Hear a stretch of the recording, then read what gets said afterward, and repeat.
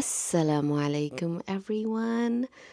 Welcome back to my channel, and today's setting you might see is a little bit different than my usual vlogs or even my usual place where I usually sit and talk. Today's video is a little bit longer and a little bit different, as you might know from the title. So sit back, relax, and all the steps that I will be talking about is just my own personal steps that has helped me and is helping me. I just thought that I would share with you guys so you might find it helpful who are in the same journey as me. Oh, also, I'm using this mic, so I'm really excited. Let me know how you like the mic voice versus no mic voice. So let's get into this video. So before we dive in, just want to say that these are the steps that I have taken personally in my personal life to stay motivated, to stay connected to Islam. So the first one is prayers. The 5 basic prayers.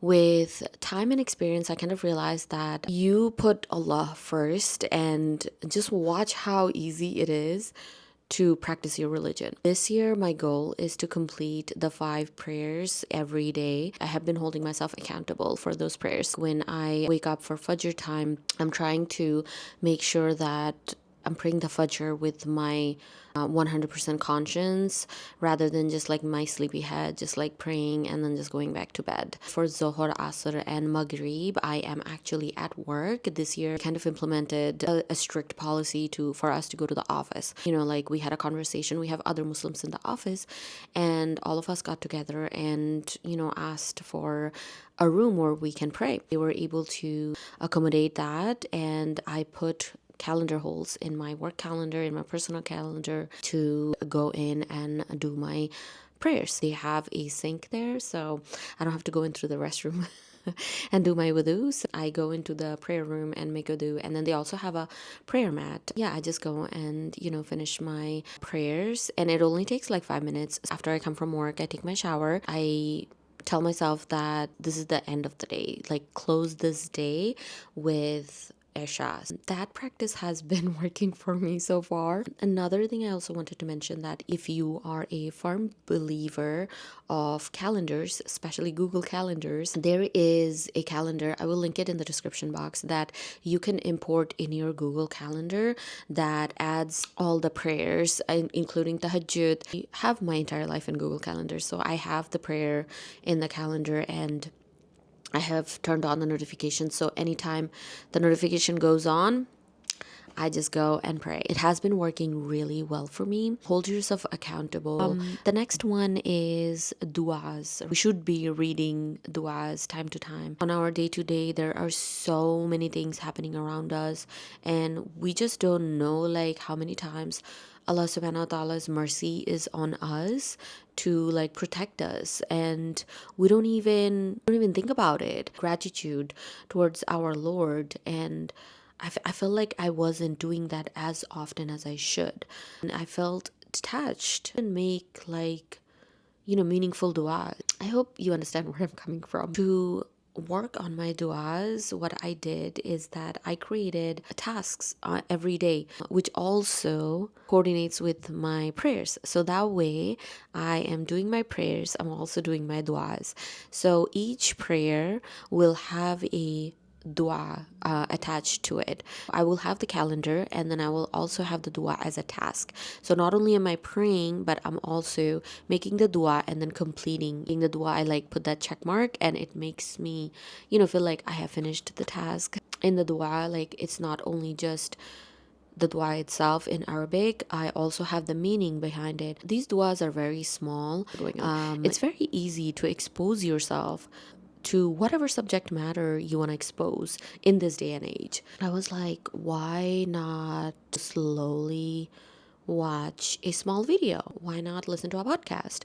There's like so many good podcasts, especially the Muslim sisters. I find them very like helpful, enlightening, because I can relate to them as like a hijabi in the Western world. Last year, I also implemented reading books. I'm not a reader, wouldn't read as much unless it's like something I like. Right now, sorry, I just awake my cat. Right now, I am reading this book, in the steps in the footsteps of the Prophet, lessons from the life of Muhammad. And okay, I'm gonna show it to you. This is by Tariq Ramadan, and this one is really good because it comes in small little chapters, simple storytelling way, and it also comes with like a lot of like background, a lot of meaning, like why he did this, why would he do this, his characteristics reflected. I'm loving reading this book right now, and before that I had like other books that I was reading. One of them was biography. I buy them from thrift books, and they have a lot of like good collection of Islamic books. So my way of reading it is like more of understanding the book rather than just like finishing a book. So give yourself that grace. For podcasts, I have some great ones that I listen to. Of course, I listen to other podcasts, but Islamic podcast I always listen to, like going to work, coming back home from work. First one is definitely gonna be the Digital Sisterhood. Duh. I always call them the Muslim Sisterhood. I don't know why.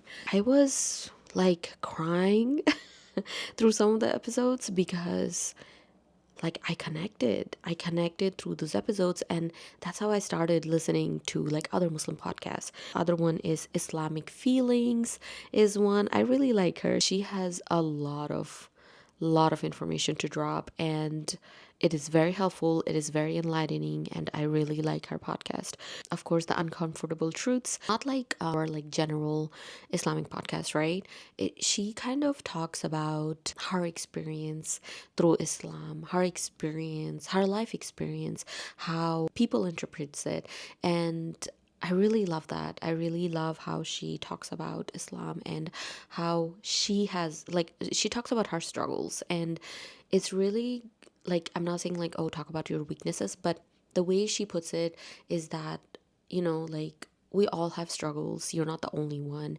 And this is how she's coping. Then, of course, we can't forget Omar Suleiman. So listen to his podcast. It's not podcast, but this podcast is mostly like his khutbahs. And I'm listening to like from the beginning. So like the early days of 2013, like 10, 11 years ago.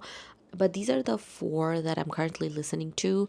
I'm getting tired sitting here with no back support. I usually sit all the way in the back, but right now I'm just sitting on the edge, and I'm just scratching as I'm talking. Implementing Quran is something that is in my goal, and inshallah, we will work on it.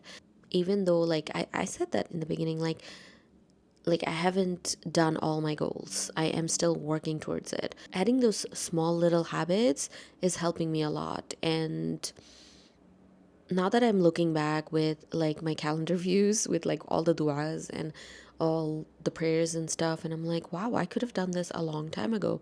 I could have just depended on my Google Calendar and then just had a notification, and then I'm just taking a 5-minute break to pray and then come back and then, read the du'as and all those things. So we learn as we go, right? So a lot of gratitude, and alhamdulillah, like this year is, it's different for all of us, right? So I'm just glad that I'm slowly, leaning towards my religion and leaning towards learning it and understanding it. So the last, is it the last? Yeah. The last prep for Ramadan. This is for ladies though. I'm not sure about the men, but men can do that too. But before I go into the men, ladies, make up your fast before Ramadan. Especially if you live in the US, or like if you live in the daylight savings time change regions, make up your fast when the days are shorter. Make up those fast. Start fasting.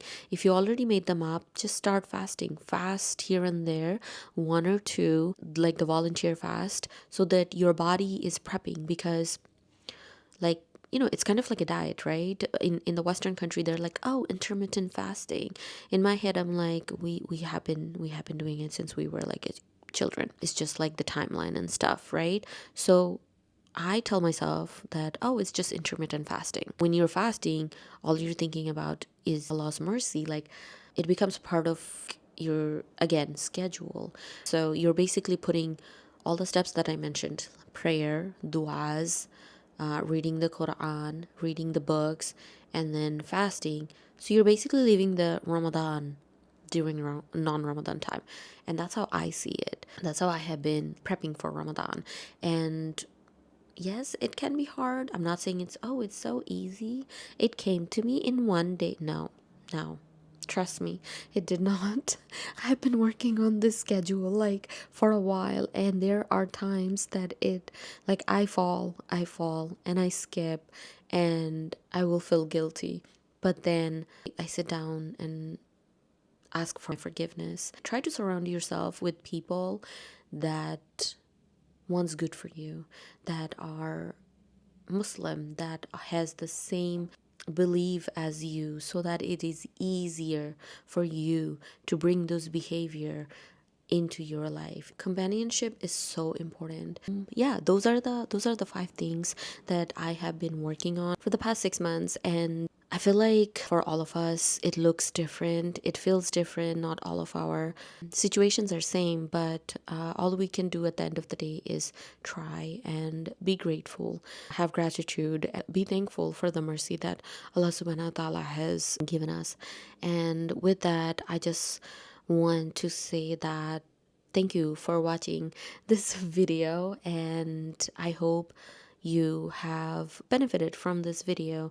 May Allah subhanahu wa ta'ala gives us the privilege to experience another Ramadan, take the pain away from the people that are suffering. I hope you liked this video. Leave a comment if you have anything you want to add. If there's any feedback you have. Thank you for watching. Don't forget to subscribe. I'm trying to take YouTube very seriously this year, so help your girl out, and I will see you in the next video. Assalamu alaikum.